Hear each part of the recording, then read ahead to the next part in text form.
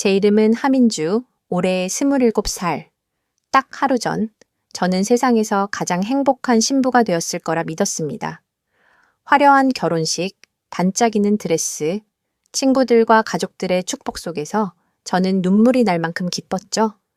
그런데 지금 이 순간, 저는 신혼방 침대 위에서 웅크린 채 덜컥거리는 심장 소리에 귀를 막고 있습니다.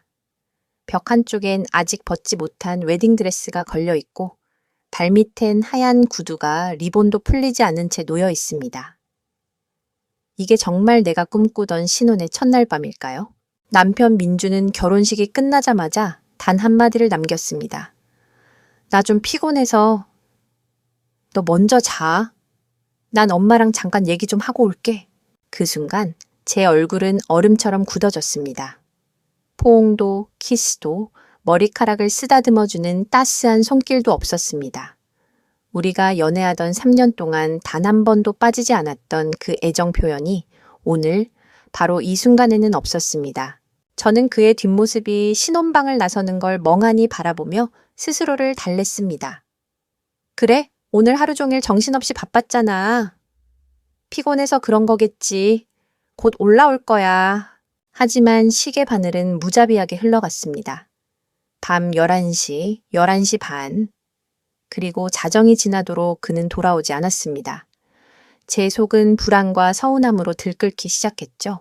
시댁은 경북 어느 시골 마을에 있는 오래된 한옥집이었습니다. 넓은 마당, 낡은 기와지붕, 마치 드라마 속에서나 보던 고택 같은 분위기.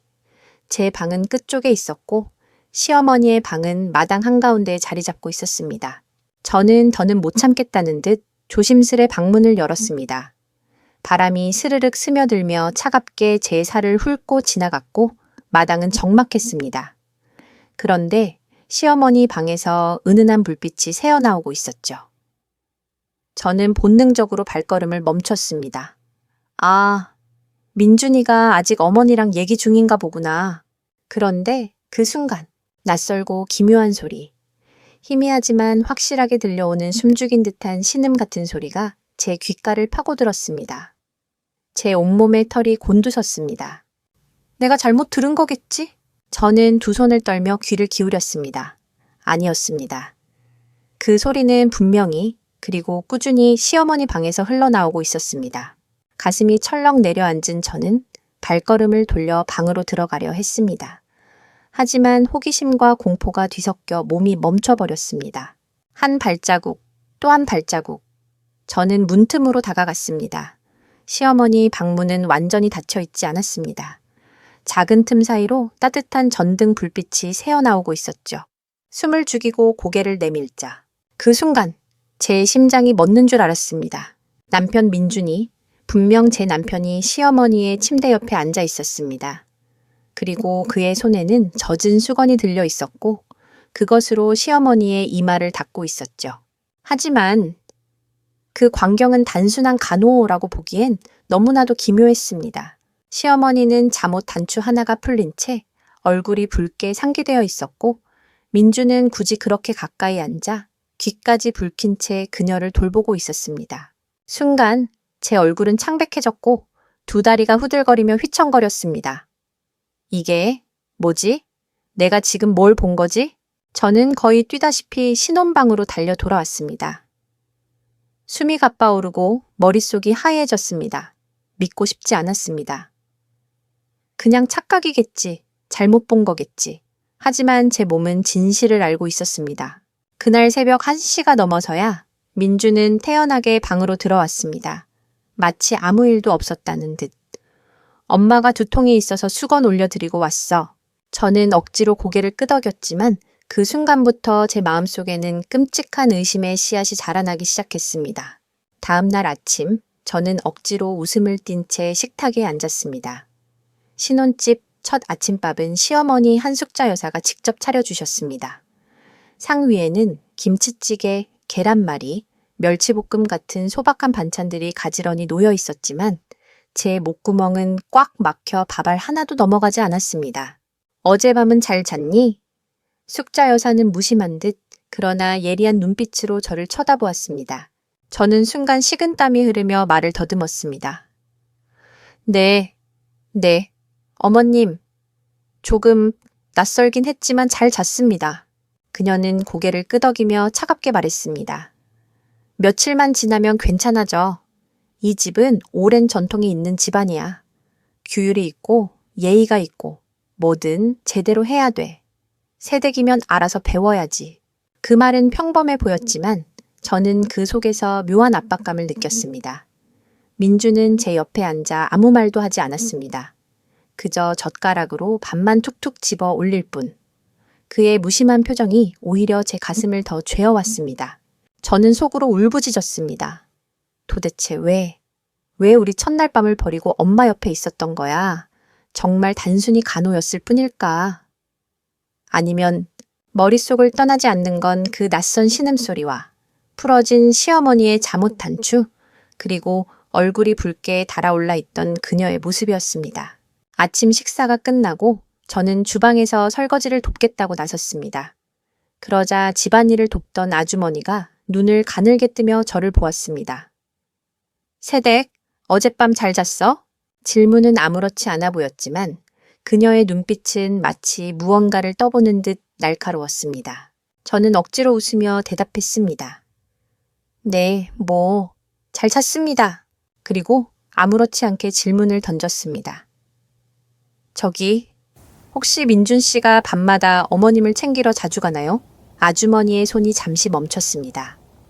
칼끝이 당근을 자르던 순간 공중에서 뚝 끊겨버린 듯 단 몇 초간의 정적. 그러더니 그녀는 태연한 척하며 말을 이어갔습니다. 민준 씨는 효자야. 어머님이 두통이나 허리 통증 있으면 항상 챙겨드리지. 가끔은 직접 마사지도 해드려. 효심 깊은 아들이지. 그 말은 칭찬 같았지만 제 가슴은 서늘해졌습니다. 저는 주저하지 않고 한 발 더 나아갔습니다. 그럼? 혹시 민준 씨가 어머님 방에서 밤을 새우고 나오신 적도 있나요? 아주머니의 눈빛이 날카로워졌습니다. 하지만 곧 시선을 피하며 다시 칼질을 시작했습니다. 그건 나는 잘 몰라. 난 바깥쪽에서 자니까. 새댁, 너무 깊게 생각하지 마라. 모든 집마다 나름의 방식이 있는 거니까. 그녀의 대답은 오히려 제 의심을 더 굳히게 만들었습니다. 그날 밤 또다시 똑같은 상황이 반복되었습니다. 민주는 침대에 앉아 있다가 갑자기 몸을 일으켰습니다. 너 먼저 자. 난 엄마가 약 드셨는지 보고 올게. 정확히 전날과 똑같은 말, 똑같은 행동. 제 등줄기로 한기가 확 내려앉았습니다. 저는 그저 미소를 지으며 고개를 끄덕였지만 이번에는 결심했습니다. 오늘은 절대 눈 감지 않겠다. 내가 직접 확인하겠다. 민준이 방을 나간 지 15분쯤 지났을까. 저는 두근거리는 심장을 붙잡고 방문을 살짝 열었습니다. 발소리를 죽이고 조심스럽게 복도를 따라 시어머니 방으로 다가갔습니다. 그리고 그 문틈 사이로 보게 된 광경. 그것은 제가 평생 잊지 못할 장면이었고 제 심장을 산산조각 내는 장면이었습니다. 방 안에서 보이는 광경은 제 온몸을 얼어붙게 만들었습니다. 민주는 시어머니 침대 곁에 앉아 있었습니다. 그리고 그의 손길은 단순히 간호라 하기엔 너무나도 친밀했습니다. 시어머니의 잠옷은 어깨까지 흘러내려 있었고 하얀 등 한쪽이 고스란히 드러나 있었습니다. 민주는 그 등을 조심스럽게 그러나 끈질기게 주무르고 있었죠. 거기 말고 조금 더 위쪽. 그래, 그렇지. 시어머니 숙자 여사의 목소리는 아프다고 말하는 환자의 음성이 아니었습니다. 오히려 억눌린 듯한 신음, 낯설고 금지된 감정이 뒤섞인 기묘한 소리였습니다. 저는 얼굴이 창백해진 채 문틀을 붙잡고 서 있었습니다. 손끝이 얼얼할 만큼 세게 움켜쥐고 있었죠. 머릿속은 하얗게 비어버리고 심장은 미친 듯이 쿵쾅거렸습니다. 이건 말도 안 돼. 내가 지금 뭘 보고 있는 거지? 저건 절대 정상적인 모자 관계가 아니야. 시어머니는 눈을 지그시 감고 민준의 손길을 받아들이며 나지막하게 속삭였습니다. 민준아, 네가 아니면 아무도 날 이렇게 편하게 해줄 수 없어. 지난번처럼 기억나지? 저는 그 순간 숨이 막혀올라 그대로 뒷걸음질치며 복도로 달려갔습니다. 눈물이 왈칵 터져 나오며 볼을 타고 흘러내렸습니다. 제 몸은 부들부들 떨렸고 입술은 파랗게 질렸습니다. 방으로 뛰어들어오자마자 저는 이불 속으로 몸을 파묻었습니다. 하지만 귀에는 여전히 그 신음소리가 맴도는 듯했고 눈에는 아까 본 광경이 생생히 떠올랐습니다. 이건 착각일 거야. 내가 잘못 본 거야. 그래, 결혼식 피로 때문이겠지. 분명 그렇겠지. 하지만 제 안의 본능은 말하고 있었습니다. 아니야. 그건 진짜야. 그건 네가 보고 들은 그대로야. 그날 새벽 1시쯤 민준이 아무 일도 없다는 듯 방으로 돌아왔습니다. 얼굴은 평온했고 숨소리조차 흔들림이 없었습니다. 자, 이제 자자. 엄마가 두통이 좀 있어서 마사지해 드리다 왔어. 그의 담담한 목소리가 오히려 저를 더 혼란스럽게 만들었습니다. 저는 그를 바라보다가 목이 메어 겨우 한마디를 뱉었습니다. 민준아, 너 어머니랑 무슨 얘기했어? 그는 짧게 웃으며 대답했습니다. 별 얘기 없어. 그냥 엄마 건강이 안 좋으셔서. 하지만 저는 이미 알았습니다. 그 대답이 진실이 아니라는 걸. 그날 이후 제 마음속에는 끓어오르는 의심과 차가운 두려움이 동시에 자리 잡았습니다. 저는 스스로를 다잡으며 결심을 했습니다. 만약 오늘 밤도 똑같은 일이 벌어진다면 난 절대 눈 감고 넘어가지 않을 거야. 반드시 진실을 잡아내야 해. 다음 날 하루 종일 제 몸은 무겁고 마음은 초조했습니다.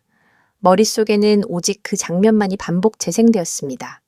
시어머니의 신음, 민준의 손길, 그리고 문틈 사이로 보이던 기묘한 풍경. 저녁이 되자 공기가 서늘하게 가라앉았습니다. 식탁에 앉아도 아무리 맛있는 반찬이 올라와도 제 입맛은 돌아오지 않았습니다. 저는 숟가락을 내려놓으며 속으로 다짐했습니다. 오늘 밤 난 반드시 모든 걸 확인할 거야. 더는 모른 척하지 않을 거야. 그리고 마침내 밤이 찾아왔습니다. 민주는 또다시 말했습니다. 너 먼저 자. 난 엄마 방에 다녀올게. 전날과 똑같은 말, 똑같은 표정. 저는 고개를 끄덕이며 얌전히 간지 있는 척했지만 제 안의 심장은 이미 불길처럼 타오르고 있었습니다. 그가 문을 나서자마자 저는 서랍에서 작은 카메라를 꺼냈습니다. 그것은 여행 갈 때 쓰던 낡은 보조 카메라였지만 다행히 야간 촬영 기능이 있었습니다. 오늘 반드시 증거를 잡는다. 저는 손이 떨리는 걸 억누르며 카메라를 설치하기 시작했습니다. 저는 조심스레 보조 카메라를 꺼내들고 서랍 속에서 검은 절연 테이프를 꺼냈습니다. 혹시라도 불빛이 새어나가면 민준이 눈치챌 수 있으니까 작은 표시등 주변을 꼼꼼히 가려버렸습니다. 카메라 화면은 까맣게만 보였지만 야간 모드가 작동한다는 걸 저는 알고 있었습니다. 손이 덜덜 떨려서 카메라를 놓칠 뻔하기도 했습니다. 숨을 몰아쉬며 스스로를 다잡았습니다. 괜찮아. 할 수 있어. 오늘 밤만 참으면 돼. 진실을 알아야만 내가 미치지 않아. 저는 복도로 나가 시어머니 방이 정면으로 보이는 책장 위에 카메라를 세웠습니다. 촬영 시간을 3시간으로 맞춰놓고 최대한 각도를 맞췄습니다. 그 순간 심장이 목구멍까지 차올라 터질 듯 뛰었습니다. 방으로 돌아오자마자 저는 이불을 뒤집어 쓰고 누웠습니다. 눈을 감아도 귀는 온통 바깥 소리에 집중했습니다. 민준이 다시 돌아오면 자연스럽게 자는 척을 해야 했으니까요. 새벽 1시 즈음 방문이 열리고 민준이 들어왔습니다. 그는 평소처럼 태연한 목소리로 물었습니다. 자고 있어? 저는 고의적으로 숨결을 고르게 내쉬며 잠든 척을 했습니다. 그는 별다른 말 없이 옷을 갈아입고 제 옆에 누웠습니다. 하지만 그 따뜻한 천조차 제겐 낯설고 무서웠습니다. 옆에 누운 남편이 이제는 더 이상 믿을 수 없는 사람처럼 느껴졌으니까요. 밤새 잠들 수 없었습니다. 이불 안에서 눈을 크게 뜬 채 천장을 노려보며 저는 속으로 외쳤습니다. 아침만 와라. 제발 아침만 와라. 그리고 마침내 동이 트자 저는 민준이 화장실에 간 틈을 타 복도로 달려나갔습니다. 떨리는 손으로 카메라를 집어 방으로 들어왔습니다. 문을 잠그고 심호흡을 한 뒤 녹화된 파일을 재생했습니다. 처음 몇 분간은 특별한 게 보이지 않았습니다. 그냥 빈 복도, 그리고 시어머니 방문, 저는 혹시 각도가 잘못됐나 싶어 가슴이 철렁했습니다. 그런데 밤 11시 48분 화면 속 민준이 시어머니 방으로 들어가는 모습이 잡혔습니다. 문틈으로 새는 불빛 때문에 카메라에 그림자가 희미하게 비쳤습니다. 처음엔 대화를 나누는 듯 했지만 목소리가 너무 작아 들리지 않았습니다. 잠시 후 불빛이 흔들리며 시야가 조금 달라졌습니다. 그리고 민준이 시어머니 곁에 무릎을 꿇고 앉아 그녀의 어깨를 감싸는 장면이 보였습니다. 저는 숨이 막혀왔다. 목이 꽉 조여들어 숨이 더는 내려가지 않았습니다. 카메라 화질이 선명하진 않았지만 장면만큼은 분명했습니다. 민준이 고개를 숙여 시어머니의 목덜미 근처에 얼굴을 가까이 대더니 그녀는 천천히 그의 어깨에 머리를 기대었습니다. 그 친밀하고 기묘한 동작. 그것은 결코 모자 사이의 행동이라 부를 수 없었습니다. 제 손에서 카메라가 미끄러질 뻔했습니다. 온몸이 덜덜 떨렸고 눈앞이 핑 돌았습니다. 이게 뭐야? 내가 지금 보고 있는 게 도대체 뭐야? 눈물이 솟구쳐 올라 뺨을 타고 흘렀습니다. 하지만 울음조차 크게 낼 수 없었습니다. 비명처럼 터져 나오려던 목소리를 손바닥으로 막으며 저는 방바닥에 주저앉았습니다.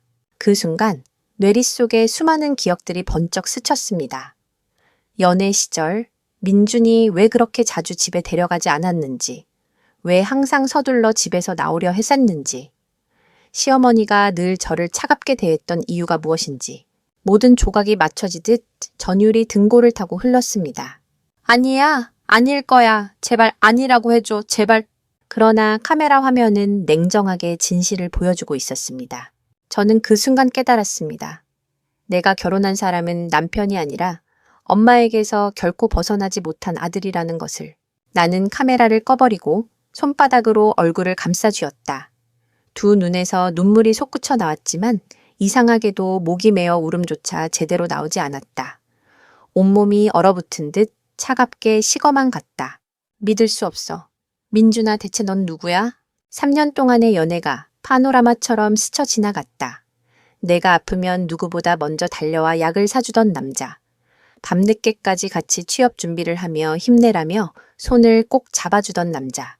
눈물에 젖은 내 얼굴을 닦아주며 평생 널 지켜줄게 라 속삭였던 남자. 그런데 그 모든 다정함 뒤에 이런 끔찍한 진실이 숨어 있었다니. 그날 하루는 지옥이었다. 아침 식탁에 마주 앉은 시어머니와 민준.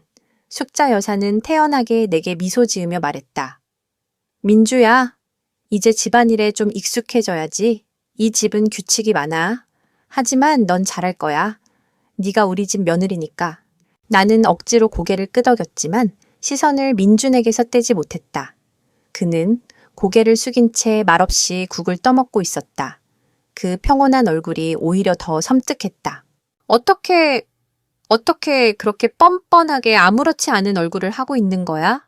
내 속은 부글부글 끓었지만 나는 내색하지 않았다. 이제 더 이상 단순한 의심이 아니라 분명한 사실이 되었기 때문이었다. 그날 오후 나는 부엌에서 설거지를 마친 뒤 주방 아주머니에게 슬쩍 물었다. 아주머니, 민준 씨는 어머님을 자주 돌봐드리나요? 아주머니는 잠시 당황한 듯 손을 멈췄다가 이내 애애써 태어난 목소리로 대답했다. 민준 씨가 원래 효심이 깊잖아. 허리 아프시면 마사지도 해드리고 약 챙겨드리고 뭐든 다 해드리지. 나는 한 걸음 더 다가갔다. 혹시 밤늦게도 방에 들어가곤 하나요? 아주머니는 그 순간 칼을 내려놓더니 고개를 돌려 날 똑바로 쳐다봤다. 짧은 정적. 그리고 이내 애써 웃음을 지으며 말했다. 그건 난 잘 모르겠네. 세댁, 너무 별 생각하지 마. 원래 어머님이 좀 엄하셔서 그렇지. 하지만 나는 그 웃음 뒤에 감춰진 회피와 두려움을 읽을 수 있었다. 밤이 다시 찾아왔다. 민주는 또다시 전날과 똑같은 말투로 말했다. 너 먼저 자. 난 엄마 방에 다녀올게. 그 순간 나는 몸이 얼어붙었다. 똑같은 대사, 똑같은 표정.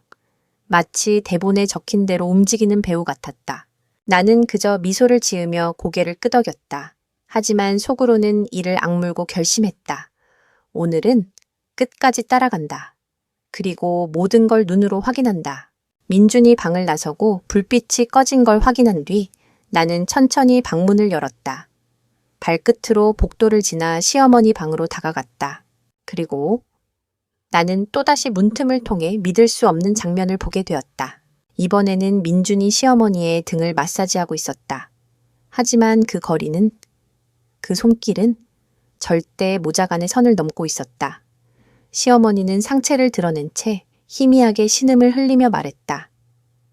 조금 더 부드럽게, 지난번처럼, 알지? 민주는 아무 말도 하지 않았다. 그저 묵묵히, 그러나 친밀하게 손을 움직였다. 나는 손으로 입을 막고 뒷걸음질 쳤다. 심장이 터질 듯 요동쳤고 눈물과 공포가 동시에 밀려왔다. 방으로 돌아와 침대에 주저앉자 머리가 핑 돌며 현기증이 몰려왔다. 이건 상상도 아니고 꿈도 아니야. 이건 현실이야. 나는 그대로 무너져 울부짖고 싶었지만 이상하게 눈물이 나오지 않았다. 너무 큰 충격에 내 감정은 이미 얼어붙은 듯했다. 이제 내가 뭘 해야 하지? 이 결혼, 이 집, 이 사람들. 도대체 내가 어디에 발을 들인 거야? 그날 밤 나는 거의 잠을 이루지 못한 채 천장을 보며 속으로 다짐했다. 더 이상 두려워하지 말자. 내가 직접 모든 걸 밝혀내야 해. 그리고 마침내 나는 내 인생에서 가장 위험한 선택을 하기로 했다. 이틀째 꼬박 잠을 못 잔 내 눈은 벌겋게 충혈돼 있었다. 하지만 신기하게도 눈물은 더 이상 나오지 않았다. 슬픔과 분노가 얼어붙은 채 차갑고 냉정한 결심만이 가슴속에 남아 있었다. 내가 진실을 밝히지 않으면 이 집은 나를 집어삼킬 거야. 아침이 밝았다. 민주는 아무렇지 않게 출근 준비를 하고 있었다. 마치 어젯밤 아무 일도 없었던 것처럼 그는 단정히 와이셔츠를 여며 입고 넥타이를 매었다. 나는 억지로 미소를 띠며 물었다. 오늘은 일찍 들어와? 그는 태연하게 답했다. 응, 아마 늦진 않을 거야. 엄마랑 저녁 먹고 올라갈게. 그의 태연한 얼굴이 내 속을 더 뒤틀리게 했다. 민준이 집을 나서자마자 나는 부엌으로 향했다. 그리고 그동안 마음에 걸렸던 것을 한쪽의 낡은 장롱을 떠올렸다. 늘 자물쇠가 채워져 있었고 시어머니 숙자 여사는 남편 유품이니 건드리지 말라고 못을 받곤 했다. 하지만 오늘 나는 그 금기를 깨기로 했다. 부엌 서랍을 샅샅이 뒤진 끝에 나는 작은 열쇠 꾸러미를 찾아냈다. 손에 잡히는 순간 심장이 두근거렸다. 하나하나 열쇠를 시험해 본 끝에 딸깍 하고 낡은 자물쇠가 열렸다. 서랍 안은 먼지와 곰팡이 냄새로 가득했다. 결혼 증명서, 땅 문서, 오래된 통장, 이런저런 종이들이 어지럽게 들어 있었다. 그리고 그 속에서 누렇게 바랜 작은 수첩 하나가 눈에 띄었다. 앞표지에는 단정한 글씨체로 이렇게 적혀 있었다. 윤성호 일기. 숨이 턱 막혔다. 윤성호, 시아버지의 이름이었다. 나는 두 손이 덜덜 떨리는 걸 억누르며 첫 장을 펼쳤다. 글씨는 또박또박 적혀 있었지만 곳곳에 삐뚤어진 흔적들이 보였다. 그리고 한 문장을 읽는 순간 나는 입술을 깨물며 비명을 삼켰다. 최근 들어 숙자가 이상하다. 밤마다 몰래 민준이 방에 들어간다. 나는 민준이 중학생도 아닌데 왜 그러냐고 물었지만 숙자는 애가 자꾸 악몽을 꾼다며 웃어 넘겼다. 그러나 민준은 이미 15살이다. 순간 심장이 쿵 내려앉았다. 나는 숨을 몰아쉬며 페이지를 넘겼다. 어젯밤 잠결에 눈을 떴는데 아내가 보이지 않았다. 민준 방을 기웃거렸지만 문은 안에서 잠겨 있었다. 아침에 본 민준의 얼굴은 창백했고 눈빛은 공허했다. 나는 뭔가 잘못됐다는 걸 직감했다. 종이가 손에서 덜덜 떨려 나갈 뻔했다. 머릿속이 쿵쾅거렸고 눈앞이 어지러웠다. 그리고 이어지는 문장. 만약 내가 어느 날 갑자기 죽는다면 그건 우연이 아닐 것이다.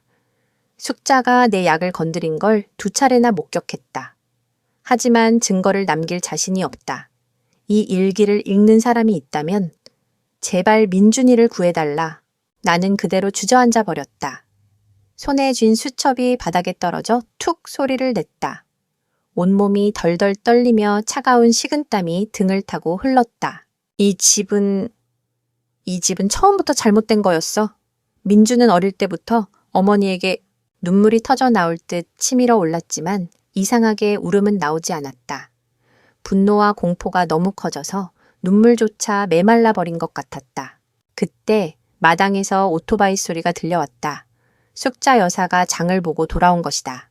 나는 황급히 수첩을 다시 장롱에 밀어넣고 자물쇠를 채웠다.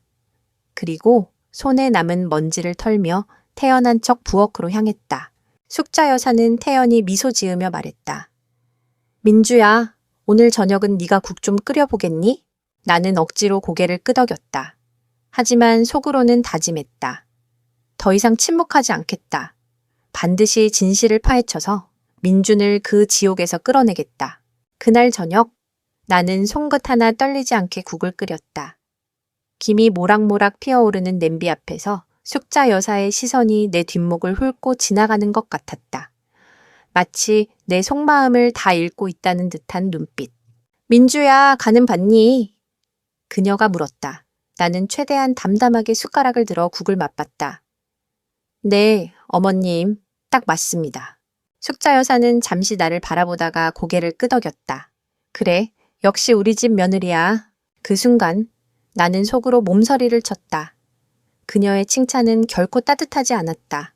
오히려 감시자의 시선, 사냥감에게 던지는 가짜 미소 같았다. 저녁 식탁에서 민주는 또다시 평범한 척 앉아 있었다. 말수는 적었지만 숙자 여사가 국을 떠주면 순순히 받아먹었다. 그 모습은 남편이 아니라 철저히 길들여진 아들 같았다. 식사가 끝난 뒤 나는 방으로 돌아왔다. 머릿속은 수많은 생각이 소용돌이쳤다. 시아버지의 일기, 민준이 어릴 적부터 시작된 그 밤들, 그리고 지금까지 이어진 비밀. 이건 단순히 부도덕을 넘어선 범죄야. 그런데 누가 내 말을 믿을까? 나는 절망 속에서도 방법을 찾았다. 증거가 필요해. 내가 직접 잡아야 해. 그날 밤 나는 작은 녹음기를 준비했다. 예전에 대학교 때 발표 연습하려고 샀던 물건이었다. 손바닥만 한 크기에 민감하게 소리를 잡아낼 수 있는 기능이 있었다. 밤 11시, 민주는 또다시 그 말을 했다. 너 먼저 자. 난 엄마 방에 다녀올게. 나는 미소 지으며 고개를 끄덕였다. 그래, 얼른 다녀와. 하지만 그는 모르는 사실이 있었다. 나는 이미 문가 옆 불상 장식품 뒤에 녹음기를 숨겨두었다는 것을. 시간이 흘러 복도에 발자국 소리가 들렸다. 시어머니 방문이 열리는 소리, 낮게 섞여 나온 대화 소리. 나는 이불 속에서 귀를 틀어막은 채 심장이 찢어질 듯 뛰는 걸 견뎠다. 다음 날 새벽, 모두가 깊이 잠든 시간. 나는 조용히 복도로 나가 녹음기를 챙겼다. 그리고 방 안으로 돌아와 문을 잠그고 떨리는 손으로 재생 버튼을 눌렀다. 처음에는 작은 잡음뿐이었다. 하지만 이내 낯익은 목소리가 들려왔다. 민준아, 넌 엄마밖에 없어. 다른 여자들은 다 가짜야. 다 우리 사이를 갈라놓으려는 것뿐이야. 숙자 여사의 목소리였다. 그리고 이어진 민준의 낮고 힘겨운 목소리. 엄마, 제발 그만해. 민주가 의심할까봐. 나는 숨이 막혀 입을 틀어막았다. 이어서 들려온 숙자의 속삭임. 그 여자? 걱정 마. 다들 결국 떠났잖아. 이번에도 마찬가지야. 네 옆엔 평생 엄마뿐이야. 순간 온몸에 소름이 돋았다. 나는 녹음기를 끄고 침대 위에 내던졌다. 손이 떨려서 도저히 잡고 있을 수조차 없었다. 이제는 더 이상 눈 감을 수 없어. 이건 병든 사랑이야. 아니, 사랑조차 아니야. 집착이고 죄악이야. 나는 결심했다. 민준을 구해내야 한다. 그리고 나 자신도. 아침이 밝았다. 나는 눈꺼풀이 청근망은 무거웠지만 억지로 일어나 밥상을 차렸다. 숙자 여사는 마치 아무 일도 없었다는 듯 담담하게 내 옆에 앉아 나를 훑어보았다. 민주야, 오늘은 얼굴이 창백하구나. 시댁살이 힘드니? 그녀의 말에 나는 억지로 웃으며 대답했다. 아니에요, 어머님. 아직 낯설어서 그런가 봐요. 그러자 그녀는 천천히 미소를 지으며 말했다. 낯설면 곧 익숙해지겠지. 이 집은 질서가 분명한 집이야. 여기서 살아남으려면 잘 맞춰야 해. 그 말이 내 귀에는 경고처럼 들렸다. 마치 너는 아웃사이더, 조심하지 않으면 삼켜버리겠다는 무언의 협박 같았다. 식탁 너머에 앉은 민주는 여전히 무표정하게 밥을 씻고 있었다. 어쩌다 눈이 마주치면 그는 얼른 시선을 돌려버렸다. 나는 속으로 절규했다. 민준아, 넌 왜 아무 말도 못해? 왜 그 굴레에서 벗어나지 못하는 거야? 그날 오후 숙자 여사가 방에 들어가 낮잠을 자는 동안 나는 몰래 전날 녹음 파일을 노트북으로 옮겼다. 떨리는 손끝으로 이어폰을 꽂아 다시 재생했다. 민준아, 내원 엄마밖에 없어. 엄마, 민주가 의심해요. 걱정 마. 다 떠났잖아. 넌 결국 엄마 품으로 돌아오게 돼 있어. 목소리는 똑똑히 잡혀 있었다. 그건 부정할 수 없는 증거였다. 나는 심장이 쿵쾅거리는 걸 억누르며 파일 이름을 아무렇지 않게 바꿨다. 동화 녹음 word.mp3. 혹시라도 들키면 그냥 평범한 음성 파일로 보이게 하려는 꼼수였다. 그리고 나는 머릿속에 하나의 계획을 세우기 시작했다. 혼자선 안 돼. 누군가 믿을 수 있는 사람에게 알려야 해. 머릿속에 떠오른 사람은 단 한 명, 민준의 외사촌 누나 한지연이었다. 결혼식 날 잠깐 인사했을 뿐이지만 그녀의 눈빛은 유난히 따뜻했고 다른 친척들과 달리 날 따로 챙겨주기도 했었다. 저녁이 되어 숙자 여사와 민준이 TV 앞에서 웃음을 나누고 있을 때 나는 방에 들어가 휴대폰을 꺼냈다. 손가락이 떨려 번호를 누를 뻔 여러 번 망설였지만 결국 전화를 걸었다. 여보세요? 지연 언니? 저 민주예요. 잠깐 통화 괜찮으세요? 잠시 정적이 흐른 뒤 그녀의 목소리가 들려왔다. 민주? 무슨 일 있어? 목소리가 왜 그래? 나는 눈물이 차올라 말을 잇지 못하다가 결국 낮은 목소리로 떨며 고백했다. 언니, 저 뭔가 잘못된 걸 봤어요. 민준이랑. 어머님, 무언가 이상해요. 그 순간 수화기 너머로 깊은 한숨이 들려왔다. 드디어 네가 알았구나. 내 심장이 쿵 하고 내려앉았다. 언니, 무슨 말이에요? 언니도 알고 있었던 거예요? 지연 언니의 목소리는 무겁고 떨렸다. 민주야, 사실 친척들 중 몇몇은 오래전부터 눈치채고 있었어. 하지만 아무도 직접적으로 말하지 못했지. 숙자 이모. 그러니까 내 시어머니는 너무 강하고 무서운 사람이거든. 게다가 민준이는 항상 엄마 편이었으니까. 나는 손으로 입을 틀어막았다. 몸이 덜덜 떨렸다. 그럼 지금까지도 계속? 언니는 잠시 말을 멈추더니 힘겹게 대답했다. 민주야, 너 절대 아이부터 가지면 안 돼. 지금 상황에선 넌 오히려 잡히는 꼴이 될 거야. 네가 안전해지려면 증거를 더 모으고 외부 사람을 끌어들여야 해. 그 목소리는 진심이었고 나를 지키려는 간절함이 담겨 있었다. 나는 울먹이며 대답했다. 언니, 무서워요. 하지만 더는 침묵하지 않을 거예요.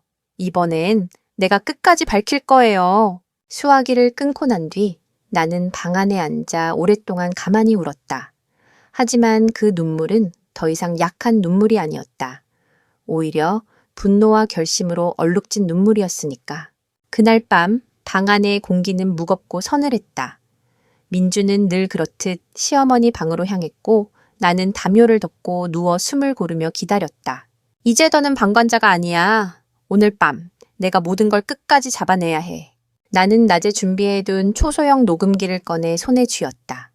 손바닥만 한 크기였지만 마치 나를 지켜줄 단 하나의 무기 같았다. 민준이 방을 나간 지 10여 분 뒤 나는 슬그머니 자리에서 일어나 방문을 살짝 열었다. 발소리를 죽이며 복도 끝 시어머니 방 앞으로 다가갔다. 그곳에서 들려온 목소리. 민준아, 오늘은 엄마가 많이 아프다. 더 가까이 와줘. 엄마? 제발 이러지 말라고 했잖아. 쉿, 괜찮아. 넌 엄마밖에 없어. 아무도 몰라. 그 여자도 곧 떠날 거야. 나는 그대로 문 밖에 주저앉아 손으로 입을 틀어막았다. 심장이 폭발할 듯 두근거렸고 눈앞이 핑 돌았다. 그 여자, 나를 말하는 거야. 나를 없앨 거라는 거야? 손에 쥔 녹음기는 모든 소리를 차곡차곡 담아내고 있었다.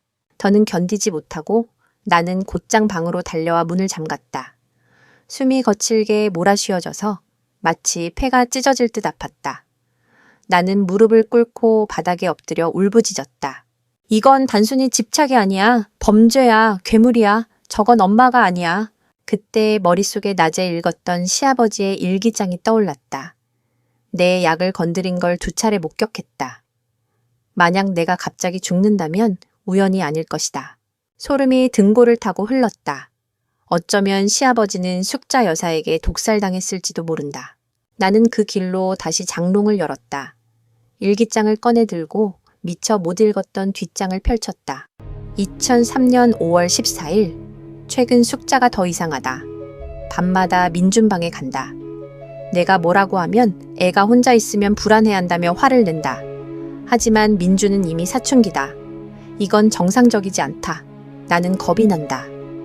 이 집에서 무슨 일이 일어나고 있는지 아무도 몰라줄까 봐. 나는 책장을 넘기며 입술을 깨물었다. 2004년 초, 나는 자꾸 기침이 나오고 가슴이 답답하다. 약을 먹어도 차도가 없다. 그런데 숙자가 건네는 약은 항상 쓴맛이 다르다. 혹시 내가 잘못 생각하는 걸까? 하지만 두려움이 커져간다. 민주는 요즘 점점 말이 없어졌다. 눈빛이 공허하다. 내 아들이 점점 사라지고 있다.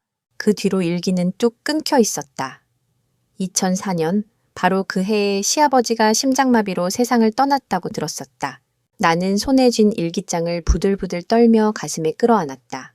눈앞이 아득하게 흔들렸다. 시아버지는 모든 걸 알고 있었다. 그리고 아무도 믿어주지 않은 채 죽었다. 그때 마당에서 인기척이 들렸다. 나는 급히 일기장을 서랍에 숨기고 문을 닫았다. 숙자 여사가 돌아온 것이다.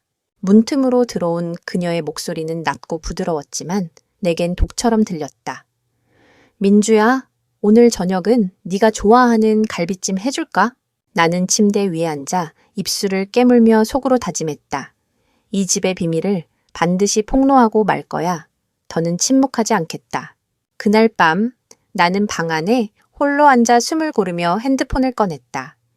머릿속에 떠오르는 이름은 단 한 명, 한지연 언니였다. 며칠 전 통화에서 그녀가 했던 말이 귀에 맴돌았다. 민주야, 절대 아이부터 가지면 안 돼. 넌 먼저 살아남아야 해. 나는 손가락이 덜덜 떨리는 걸 억지로 눌러가며 메시지를 보냈다. 언니, 혹시 시간 되면 만나줄 수 있어요? 저 더 이상 혼자 버틸 자신이 없어요. 잠시 후 지연 언니에게서 답장이 왔다. 내일 오후 서울역 근처 카페, 아무한테도 말하지 말고 와. 순간 눈물이 왈칵 터졌다. 드디어 내 편이 생긴 것만 같았다. 다음 날 나는 최대한 자연스럽게 행동했다. 시어머니가 집안일을 지시하면 얌전히 따르고 민준이 돌아오면 평소처럼 웃어주었다. 하지만 속으로는 하나의 생각만 되뇌었다. 오늘 내가 살아남을 단서가 필요해.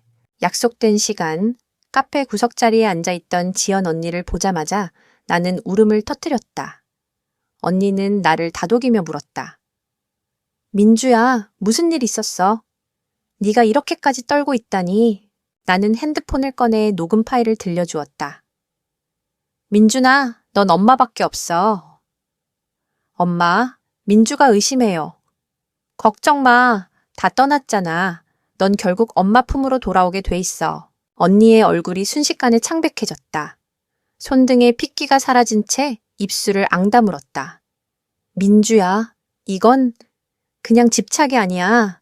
이건 범죄야. 이모는 이미 오래전부터 아들을 가둬놓은 거야. 나는 눈물을 닦으며 일기장을 꺼내 보여주었다. 이것도 봤어요. 시아버지 일기예요. 어머님이 약에 뭔가를 넣었다고. 언니는 떨리는 손으로 일기장을 넘겨 읽다가 고개를 떨구었다. 역시 소문이 사실이었구나. 우리 친척들 중 몇몇은 다 알고 있었어. 하지만 아무도 입 밖에 내지 못했지. 이모는 너무 무섭고 누구도 맞설 용기가 없었으니까. 나는 치를 떨며 물었다. 언니, 이제 어떡하죠? 나 혼자선 못 버틸 것 같아요. 하지만 그냥 도망치면? 민주는 영영 그 지옥에서 못 빠져나올 거예요. 언니는 잠시 눈을 감았다가 단호한 목소리로 말했다. 민주야, 네가 가진 증거를 더 모아. 영상, 녹음, 일기 다 정리해.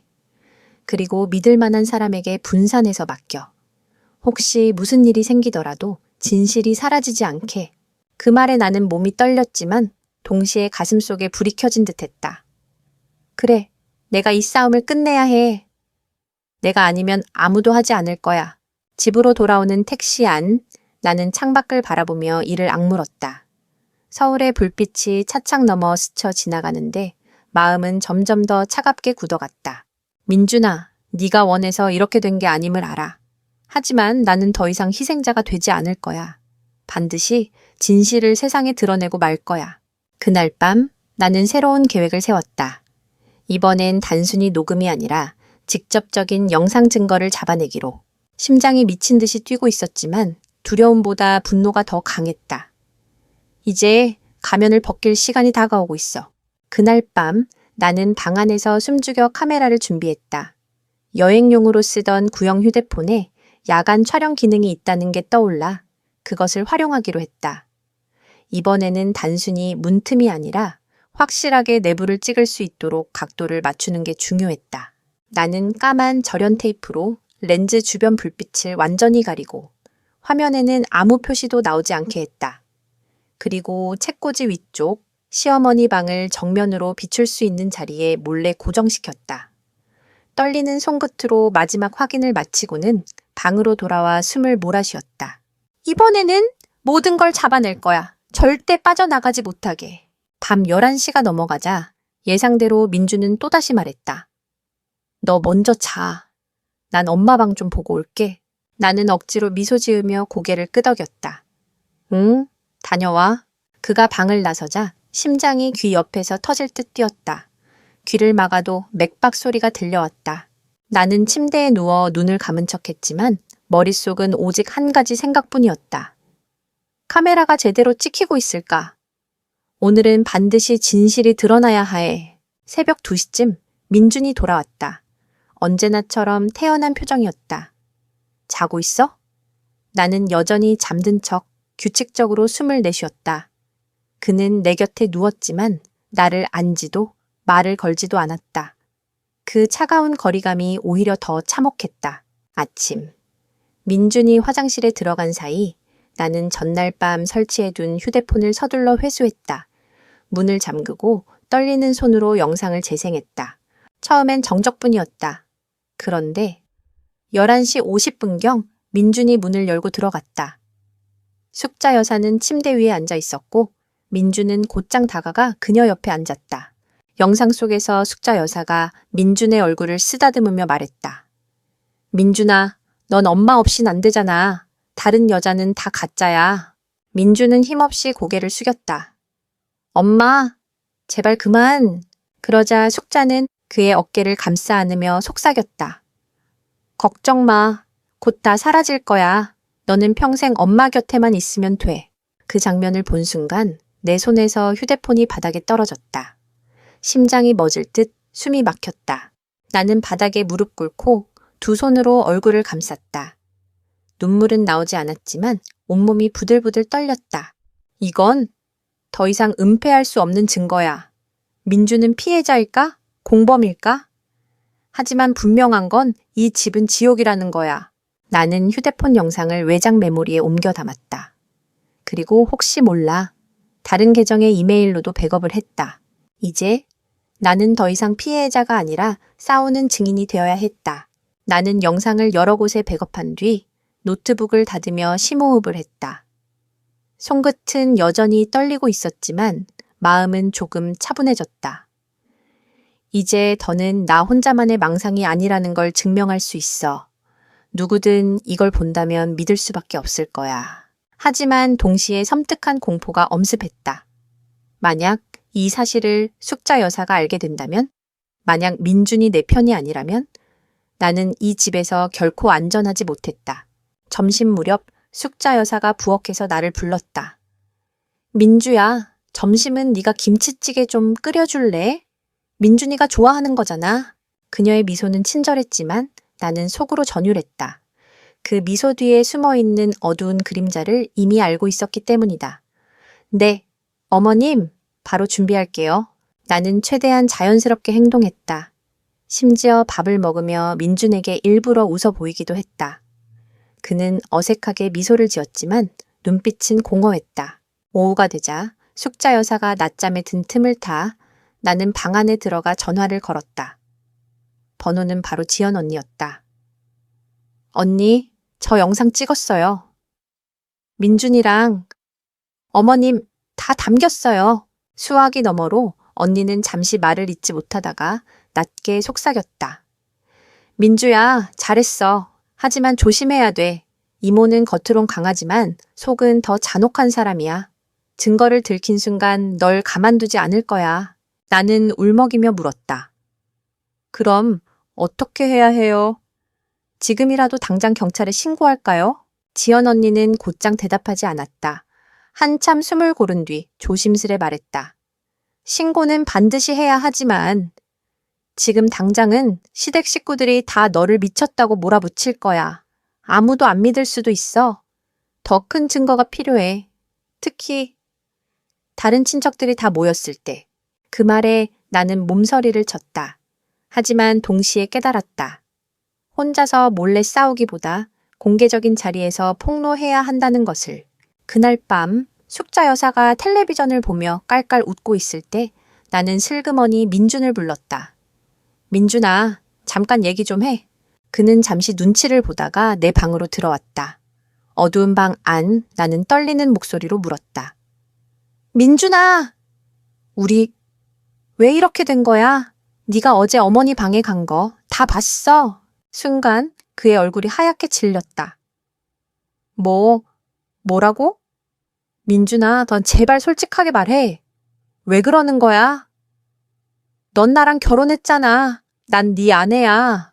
그는 두 손으로 머리를 감싸쥐며 주저앉았다.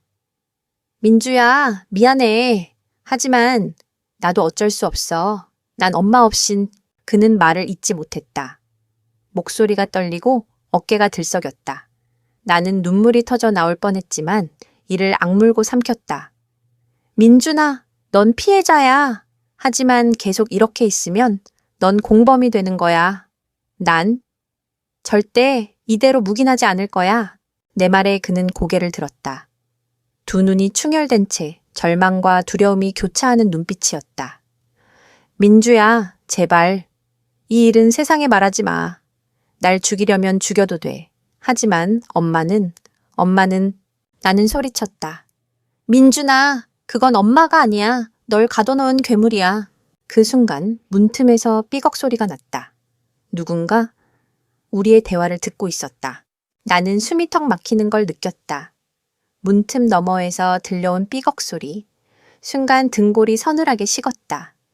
민준도 눈을 동그랗게 뜨며 문 쪽을 쳐다봤다. 나는 벌떡 일어나 문을 열었다. 그러나 복도는 고요했다. 바람조차 움직이지 않았다. 그럼에도 나는 본능적으로 알 수 있었다. 숙자 여사, 방금 우리 대화를 들었어. 심장이 쿵쿵 요동쳤다. 민주는 얼굴이 창백해져 중얼거렸다. 이제 끝났어. 엄마가 다 알아버렸어. 나는 그를 붙잡고 흔들었다. 민준아, 정신 차려. 끝난 게 아니야. 이제 시작이야. 우리가 먼저 움직이면 돼. 하지만 그는 머리를 감싸쥐고 웅크려 앉아버렸다. 그 모습은 한낱 겁먹은 아이 같았다. 남편이 아니라 어린아이가 되어 있었다. 다음 날 아침, 숙자 여사의 태도는 평소와 달랐다. 그녀는 식탁에 앉아 미소를 지으며 내게 국을 떠주었다. 민주야, 어제 잠은 잘 잤니? 그녀의 눈빛은 평온해 보였지만 그 속에서 번뜩이는 칼날 같은 기운을 나는 똑똑히 느꼈다. 네, 어머님. 덕분에요. 나는 애써 태연한 척하며 웃었지만 속으로는 손바닥에 땀이 줄줄 흘렀다. 그녀가 들었다. 분명히 들었다. 그런데 왜 아무 말도 하지 않는 걸까? 민주는 밥을 거의 먹지 못하고 숟가락만 만지작거렸다. 숙자 여사는 그런 아들을 힐끗 보더니 태연하게 밥을 더 퍼주었다. 민준아, 네가 든든히 먹어야지. 그래야 엄마 옆에 오래 있어줄 수 있잖아. 순간 나는 속이 울렁거려 숟가락을 내려놓았다. 그날 오후 나는 방에 들어가 문을 잠그고 지연 언니에게 전화를 걸었다. 언니, 우리 대화 어머님이 들은 것 같아요. 민준이가 완전히 무너져 버렸어요. 지연 언니는 잠시 침묵하다가 낮게 말했다. 민주야, 지금이 오히려 기회야. 며칠 뒤면 고모부 제사 있지? 그날 친척들이 다 모일 거야. 그 자리에서 증거를 터뜨려. 그래야 모두가 보는 앞에서 이모가 발뺌 못하지. 나는 숨이 막히듯 대답했다. 그럼 그때 폭로하라는 거예요? 그래. 그때가 아니면 넌 평생 입 다물고 살아야 해. 넌 그럴 수 있어? 나는 두 눈을 질끈 감았다. 눈물이 솟구쳤지만 이내 이를 악물고 고개를 끄덕였다. 아니요. 전 못 그래요. 언니, 도와주세요. 그날 제발 옆에 있어 주세요. 며칠 뒤 제사 날이 다가왔다. 시댁 안채는 북적였다. 친척들이 속속 모여들고 상차림이 분주하게 차려졌다. 나는 한복을 입고 상 앞에 절을 올리며 속으로 심장이 터질 듯 두근거렸다. 민주는 내 옆에 앉아 있었지만 얼굴은 종이장처럼 하얗고 눈빛은 죽어 있었다. 숙자 여사는 평소처럼 단정하게 앉아 친척들을 맞이하며 태연하게 웃고 있었다. 이제야말로 때가 왔다. 나는 주머니 속에 작은 USB를 꽉 쥐었다. 그 안에는 모든 녹음과 영상이 들어 있었다. 제사가 끝나고 모두가 식탁에 둘러앉아 밥을 먹기 시작했을 때였다. 나는 숟가락을 내려놓고 자리에서 천천히 일어섰다. 손이 떨렸지만 목소리는 의외로 차분했다. 여러분, 죄송하지만 제가 꼭 말씀드려야 할 게 있습니다. 식탁 위 대화가 순식간에 끊겼다. 모든 시선이 내게 쏠렸다. 숙자 여사의 얼굴에서 스쳐 지나간 긴장감이 번쩍 보였다. 나는 USB를 꺼내들었다. 이 안에는 제가 결혼한 이후로 목격한 모든 진실이 들어 있습니다. 오늘 여러분 앞에서 공개하겠습니다. 순간 숙자 여사의 얼굴빛이 싸늘하게 굳어졌다. 순간 공기가 얼어붙었다. 친척들의 숟가락이 허공에서 멈췄고 장내는 숨소리조차 들리지 않을 만큼 고요해졌다. 나는 떨리는 손으로 USB를 민준의 사촌 동생에게 건넸다. 그 아이는 노트북을 켜고 화면을 스크린에 연결했다. 첫 번째로 재생된 건 녹음 파일이었다. 민준아, 넌 엄마밖에 없어. 다른 여자들은 다 가짜야. 엄마, 제발 그만해요. 민주가 의심해요. 걱정 마. 다 떠났잖아. 넌 결국 엄마 곁에 있을 거야. 순간 친척들 사이에서 탄식이 터져 나왔다. 세상에, 이게 무슨 소리야? 아니 설마 저게. 숙자 여사의 얼굴은 점점 창백해졌다. 그녀는 벌떡 일어나 소리쳤다. 그만! 다 거짓말이야. 녹음 조작한 거야. 그러나 곧이어 영상이 재생되었다. 화면 속에는 분명히 민준이 시어머니의 옆에 앉아 어깨를 감싸 안고 그녀의 얼굴을 쓰다듬는 모습이 담겨 있었다. 숙자 여사의 흐느낀 신음까지 똑똑히 잡혀 있었다. 친척들의 표정이 충격으로 일그러졌다. 누군가는 입을 막고 울부짖었고 누군가는 분노에 차 고개를 절레절레 흔들었다. 이게 말이 돼? 저게 친엄마랑 아들이라고? 나는 오래전부터 수상하다 싶었어. 민준이가 왜 다른 여자랑 오래 못 가나 했더니 숙자 여사는 의자에 털썩 주저앉았다. 얼굴은 핏기가 사라져 시체처럼 창백했다. 그녀는 떨리는 손가락으로 나를 가리키며 비명을 질렀다. 거짓말이야? 네가 날 모함하려고 꾸민 거야. 이년아, 감히 나를? 그러자 친척들 사이에서 누군가 자리에서 벌떡 일어나 소리쳤다. 조카 며느리가 무슨 수로 이걸 꾸며? 다 증거잖아. 이 숙자, 네가 지금까지 우리 모두를 속여왔던 거구나. 분노에 찬 외침이 식탁 위를 가르자 숙자 여사는 그대로 와르르 무너져 의자에 주저앉았다. 나는 두 손을 꽉 쥐고 온몸을 떨며 말했다. 여러분, 저는 피해자입니다. 신혼 첫날 밤부터 이 집의 진실을 보았습니다. 하지만 더 끔찍한 건 민준 씨는 어릴 적부터 이렇게 살아왔다는 겁니다. 이건 병든 집착이고 범죄입니다. 더는 침묵할 수 없었습니다. 내 목소리는 떨렸지만 방 안가득 메아리 쳤다. 친척들 중 몇몇은 눈물을 흘렸고 몇몇은 분노로 얼굴을 붉혔다. 민주는 고개를 푹 숙인 채 아무 말도 하지 못했다. 그는 마치 영혼을 잃은 사람처럼 앉아 있었다. 그 모습이 더 안쓰럽고 더 고통스러웠다. 숙자 여사는 마침내 비명을 터뜨리며 쓰러지듯 자리에서 일어났다. 안 돼! 민준아! 넌 내 거야. 아무도 널 빼앗아갈 수 없어. 그녀의 절규가 방 안을 울리자 친척들이 분노에 차서 일어나 그녀를 붙잡았다. 나는 눈을 질끈 감았다. 내 귀에는 여전히 시어머니의 절규와 친척들의 고함이 뒤엉켜 울려 퍼졌다. 또 끝났다. 드디어 끝났다. 그러나 그 순간 나는 알았다. 이건 끝이 아니라 이제 막 시작이라는 것을. 방 안은 아수라장이었다. 친척들은 서로 웅성거리며 분노와 충격에 휩싸였다. 어떤 이는 숙자 여사를 붙잡으려 했고 어떤 이는 민준을 감싸 안으려 했다. 이건 경찰에 신고해야 해. 저 여자가 대체 무슨 짓을 한 거야. 숙자 여사는 날카로운 비명을 지르며 몸부림쳤다. 안 돼. 민준이는 내 아들이야. 아무도 못 데려가. 저 여자가 우리 사이를 갈라놓으려는 거야. 그녀의 눈은 완전히 광기에 잠겨 있었다. 나는 몸이 덜덜 떨렸지만 친척들이 더 이상 침묵하지 않는 모습을 보며 가슴 깊은 곳에서 묘한 안도감을 느꼈다. 드디어 내가 혼자가 아니었다. 민주는 여전히 고개를 푹 숙인 채 아무 말도 하지 않았다. 그의 손등은 창백했고 어깨는 작게 떨리고 있었다. 나는 용기를 내어 민준 곁에 다가가 조용히 속삭였다. 민준아, 이제 끝났어. 네 잘못 아니야. 넌 피해자야.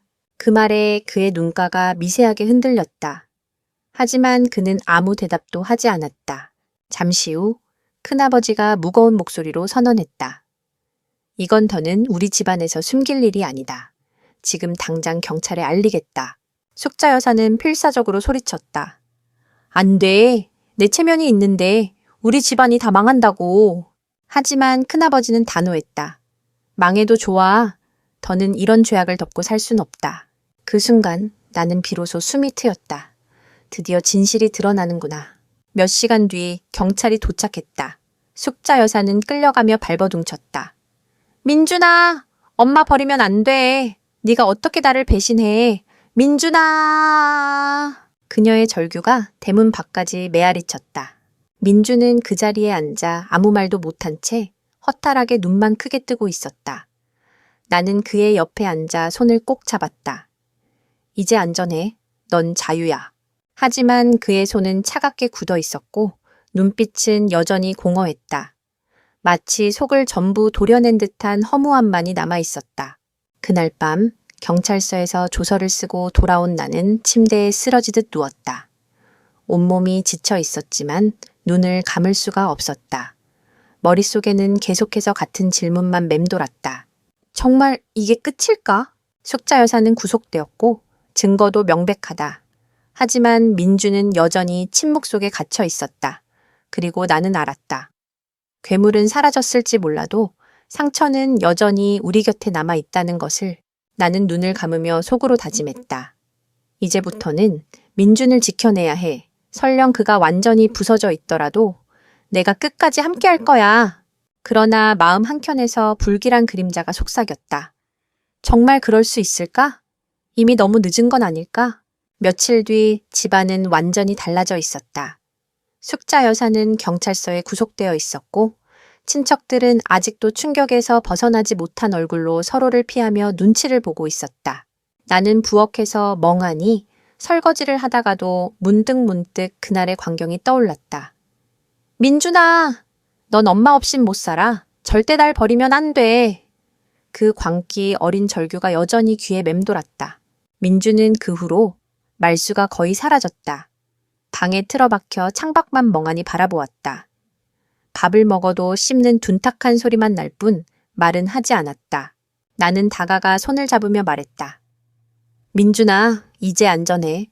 넌 더 이상 엄마의 그늘 아래 있지 않아. 하지만 그는 작은 목소리로만 중얼거렸다. 아니야, 엄마는 아직 여기 있어. 순간 등골이 서늘해졌다. 나는 본능적으로 그의 시선을 따라 방 구석을 바라봤지만 그곳엔 아무도 없었다. 그가 환영을 보는 건가? 밤이 되자 민주는 잠결에 악몽을 꾸는 듯 몸을 부르르 떨었다. 엄마, 제발, 제발 그만해. 나는 그의 어깨를 흔들며 달랬다. 괜찮아, 민준아. 이제 엄마는 없어. 넌 자유야. 그러자 그는 눈을 번쩍 뜨더니 숨을 몰아쉬며 날 붙잡았다.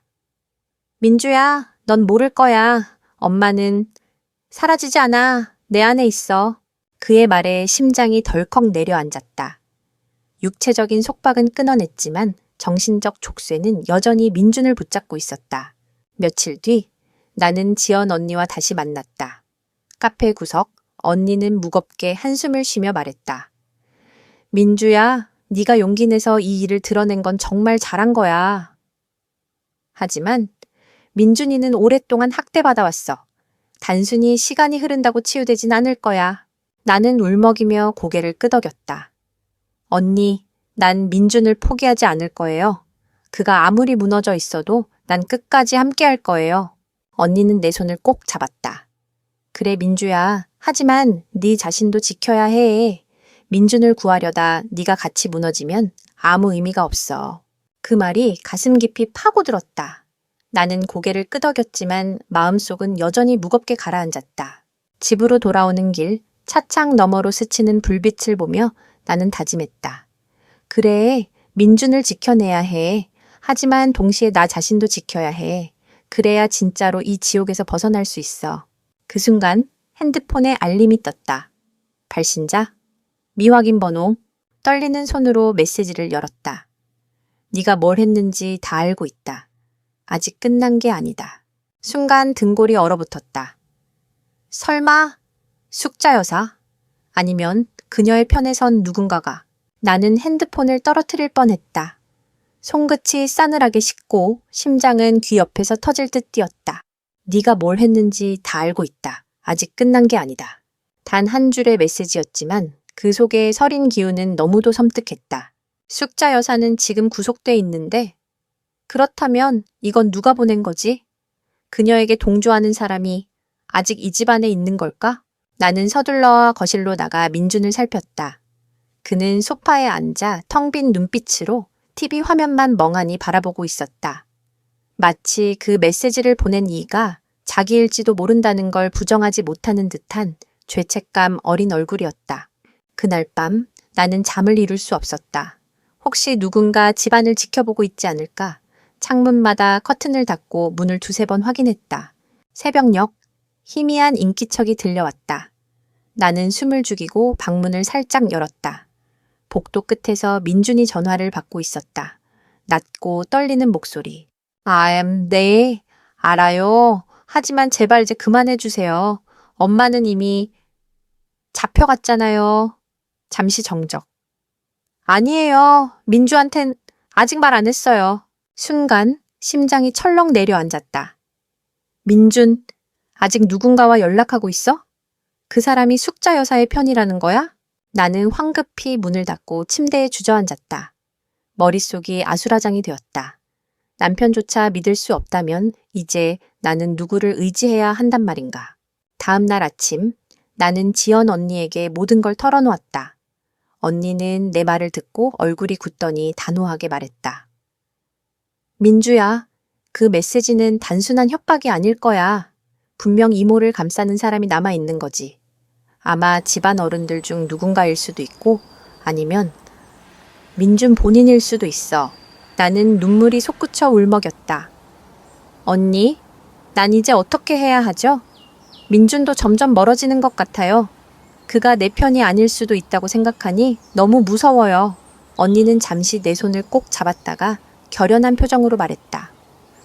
민주야, 너 지금 당장 이 집을 떠나. 민준을 끌고 나오든 아니면 혼자라도 나와야 해. 그렇지 않으면 너도 위험해. 그 말은 칼처럼 날카롭게 가슴에 꽂혔다. 정말 이 집을 떠나야 할까? 아니면 끝까지 민준을 구해야 할까? 나는 혼란스러웠다. 하지만 한 가지는 분명했다. 이 싸움은 아직 끝나지 않았다. 오히려 더 위험한 국면으로 접어들고 있었다. 그날 밤 나는 다시 같은 번호로부터 메시지를 받았다. 곧 만나게 될 거다. 넌 절대 이 집을 떠날 수 없어. 손끝이 덜덜 떨리며 휴대폰을 떨어뜨렸다. 그 순간 방문이 삐걱 열리더니 민준이 문가에 서 있었다. 민주야, 무슨 일 있어? 나는 얼어붙은 채 그를 바라봤다. 그의 눈빛 속에 알 수 없는 두려움과 동시에 섬뜩한 그림자가 어른거리고 있었다. 나는 민준을 똑바로 바라보며 숨을 삼켰다. 손에는 아직 떨리는 휴대폰이 쥐어져 있었고 화면에는 방금 도착한 메시지가 그대로 떠 있었다. 곧 만나게 될 거다. 넌 절대 이 집을 떠날 수 없어. 민준의 시선이 휴대폰 화면으로 스쳤다. 순간 그의 눈빛이 흔들렸다. 이거 누가 보낸 거야? 나는 목소리가 갈라진 채로 물었다. 당신이야? 민준은 화들짝 고개를 저었다. 아, 아니야. 난 그런 거 보낸 적 없어. 제발 믿어줘. 하지만 그의 눈은 피로에 절어 있었고 말끝은 불안하게 떨리고 있었다. 나는 가슴속 깊이 불신의 그림자가 차오르는 걸 느꼈다. 그날 밤 나는 일부러 불을 끄고 잠든 척을 했다. 그러나 몰래 눈을 뜬 채 민준의 움직임을 지켜봤다. 새벽 1시쯤 그는 조심스레 휴대폰을 들고 방을 나섰다. 발자국 소리는 복도를 지나 안방 쪽으로 향했다. 나는 심장이 쿵 내려앉는 걸 느끼며 조용히 뒤를 따랐다. 안방 문틈 사이로 새어나오는 희미한 빛, 그리고 낮은 속삭임. 됐네. 나야, 잘 있어? 응. 조금만 더 기다려. 민주가 눈치채고 있어. 하지만 내가 정리할 거야. 순간 머릿속이 하얗게 비었다. 정리한다? 날? 누굴 위해? 나는 본능적으로 휴대폰 녹음 버튼을 눌렀다. 그의 말소리가 그대로 파일 속에 담겼다. 다음 날 아침, 민주는 아무 일 없었다는 듯 태연하게 아침밥을 먹었다. 하지만 그의 눈 밑에는 깊은 다크서클이 드리워져 있었다. 나는 그를 똑바로 바라보며 낮게 물었다. 민준아, 어젯밤에 누구랑 통화했어? 그는 젓가락을 멈추고 나를 바라보다가 억지 미소를 지었다. 무슨 소리야? 나 그냥 잠만 잤는데. 그의 거짓말이 내 심장을 후벼 팠다. 이제 그는 내 남편이 아니라 낯선 사람처럼 느껴졌다. 나는 다시 지연 언니를 찾아갔다. 녹음 파일을 들려주자 언니는 얼굴이 굳어졌다. 민주야, 이건 분명히 위험 신호야. 민준이는 아직 엄마의 굴레에서 벗어나지 못했어. 오히려 지금은 더 깊게 휘말려 있을지도 몰라. 나는 울먹이며 물었다. 그럼 전 어떻게 해야 해요? 민준을 버리고 도망가야 할까요? 아니면 끝까지 붙잡아야 할까요? 언니는 잠시 망설이다가 무겁게 고개를 끄덕였다. 민주야, 넌 선택해야 해. 널 지킬 거냐? 아니면 민준과 함께 끝까지 끌려 들어갈 거냐? 하지만 기억해. 너까지 무너지면 아무도 살아남지 못해. 그 말은 나를 절벽 끝에 몰아넣은 듯했다. 그날 밤 집안이 고요해졌을 무렵 나는 문득 거실에서 이상한 소리를 들었다. 발걸음을 옮겨 확인하자 민준이 소파에 앉아 있었다. 그의 손에는 작은 사진이 쥐어져 있었는데 거기엔 어린 시절의 민준과 숙자 여사가 꼭 껴안고 웃고 있는 모습이 담겨 있었다. 민준은 사진을 쓰다듬으며 중얼거렸다. 엄마, 곧 다시 만날 거지? 그 순간 내 온몸이 얼어붙었다. 민준은 여전히 그녀의 그림자 속에 살고 있었다. 아니, 어쩌면 그녀의 부름을 기다리고 있는 걸지도 몰랐다. 나는 민준이 사진을 어루만지는 모습을 보며 가슴이 서늘하게 얼어붙었다. 그는 여전히 그녀에게 묶여 있었다. 민준아! 내가 조심스레 부르자 그는 천천히 고개를 돌렸다. 눈빛은 공허하면서도 어딘가 광기에 젖어 있었다. 민주야, 왜 우릴 갈라놓으려 해? 엄마는 날 버린 적 없어. 엄마만이 날 끝까지 사랑했어. 그의 말에 숨이 막혔다. 나는 떨리는 목소리로 대답했다. 민준아, 그건 사랑이 아니야. 그건 감옥이야. 네가 평생 갇히도록 만든 족쇄라고. 하지만 그는 피식 웃으며 고개를 저었다. 아니야. 넌 몰라. 엄마 없인 난 아무것도 아니야. 그리고 넌 결국 떠날 거잖아. 아빠도 떠났고 다 떠났어. 남은 건 엄마뿐이야. 그의 말에 등골이 오싹해졌다. 아버지의 죽음까지도 민주는 엄마의 소나귀 안에서 당연한 일로 여겨왔던 건가? 그날 밤 나는 잠결에 인기척을 느끼고 눈을 떴다. 민준이 내 머리맡에 서 있었다. 그림자 속에서 그의 얼굴은 알아볼 수 없었지만 손에 쥔 반짝이는 금속이 보였다. 민준아, 뭐 하는 거야? 내가 떨리는 목소리로 물었다. 그는 멍하니 나를 내려다보며 말했다. 엄마가 말했어. 널 정리하라고. 그래야 우리가 다시 함께할 수 있다고. 그 순간 숨이 막혀 가슴이 철렁 내려앉았다. 나는 본능적으로 이불을 걷어내고 몸을 피했다. 손에 쥔 것은 부엌에서 가져온 칼이었다. 민준아, 제발 정신 차려. 내 비명에 그는 움찔하며 칼을 떨어뜨렸다. 바닥에 쨍그랑 소리가 울려 퍼졌다. 민주는 머리를 감싸쥐고 바닥에 주저앉아 울부짖었다. 난 어떻게 해야 해? 엄마가 없으면 난 아무것도 아니야. 나는 눈물을 흘리며 그의 곁에 무릎 꿇었다. 민준아, 넌 엄마 없어도 살아. 지금까지 속박당해서 그렇지. 넌 이제 자유야. 네 옆엔 내가 있어. 제발 나를 믿어줘. 하지만 그는 눈물에 젖은 얼굴로 날 바라보다가 낮게 속삭였다. 민주야. 하지만 난 이미 너무 깊이 물들었어. 네가 감당할 수 없을 거야. 그날 새벽 나는 칼을 서랍 깊숙이 숨기고 민준의 방 문을 잠갔다. 하지만 두려움은 사라지지 않았다. 이제 민준은 피해자인 동시에 언제든 가해자가 될 수 있어. 나는 창문 밖으로 스며드는 새벽빛을 바라보며 절망했다. 괴물은 사라졌지만 괴물의 흔적은 민준 안에 남아 있었다. 새벽 공기는 차갑고 무거웠다. 나는 창틀에 앉아 밤새 뜬 눈으로 하늘을 바라보았다. 동이 트는 순간 희미한 빛이 밀려왔지만 내 마음은 여전히 어둡게 가라앉아 있었다. 민주는 방 안에서 깊은 잠에 빠져 있었다. 전날 밤 칼을 들고 내 앞에 섰던 그 사람과 지금 눈을 감고 있는 그의 얼굴이 도저히 같은 사람이라 믿기지 않았다. 내가 사랑한 건 누구였을까? 민준? 아니면 이미 오래전부터 괴물에게 잠식당한 또 다른 존재였을까? 그날 오후 지연 언니가 집으로 찾아왔다. 나는 울먹이며 모든 걸 털어놓았다. 칼을 들고 서 있던 민준의 모습, 그리고 그가 중얼거린 말들. 언니는 긴 침묵 끝에 내 손을 꼭 잡았다. 민주야, 이제 네가 선택해야 해. 민준을 끝까지 끌어안고 함께 지옥을 살아가든 아니면 내 삶을 지키기 위해 떠나든. 나는 눈물이 왈칵 터져 고개를 저었다. 난 그를 버릴 수 없어. 하지만 이렇게는 더는 못 살아. 언니는 내 어깨를 감싸 안으며 낮게 말했다. 민주야, 넌 이미 충분히 싸웠어. 네 잘못이 아니야. 이제 네 삶을 살아야 해. 그날 밤 나는 가방을 쌌다. 옷 몇 벌과 외장 메모리, USB, 그리고 시아버지의 일기장. 집을 나서기 전 민준의 방 앞에서 한참을 서 있었다. 문틈 사이로 들려오는 그의 잠꼬대.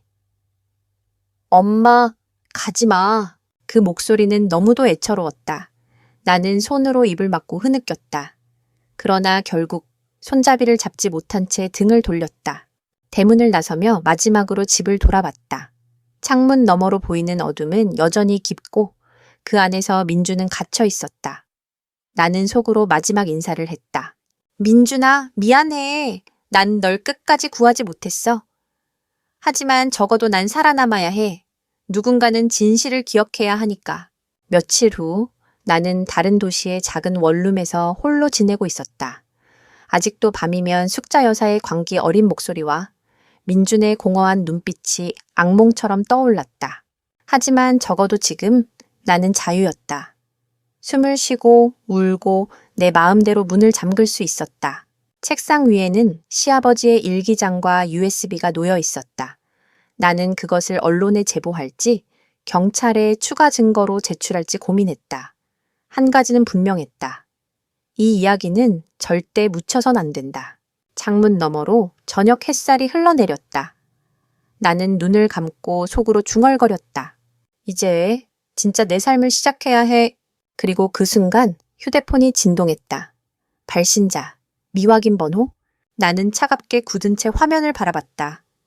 민주야, 날 버렸니?